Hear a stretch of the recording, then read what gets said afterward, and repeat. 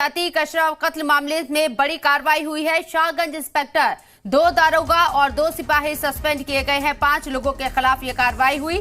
अतीक अशरफ कत्ल मामले में पुलिस ने ये बड़ी कार्रवाई की है। अब तक की सबसे बड़ी कार्रवाई के तौर पर देखा जा रहा है इस वक्त की ये बड़ी खबर।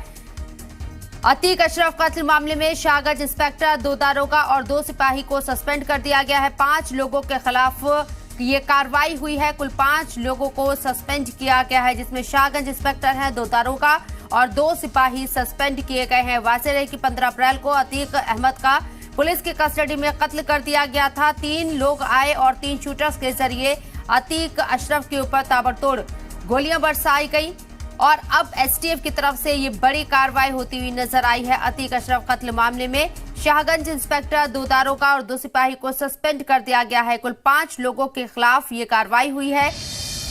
पुलिस की तरफ से कार्रवाई की गई है। वाज़ेह रहे कि अतीक अशरफ का पुलिस कस्टडी में मर्डर हुआ था और इसके बाद लगातार पुलिस की कार्रवाई के ऊपर सवाल उठ रहे थे। ऐसे में एसटीएफ की तरफ से ये बड़ी कार्रवाई अतीक अशरफ मर्डर केस में की गई। 5 लोगों को सस्पेंड किया गया है। 5 लोगों में शाहगंज के इंस्पेक्टर शामिल हैं, 2 दारोगा और 2 सिपाही शामिल हैं। इन लोगों को सस्पेंड किया गया है।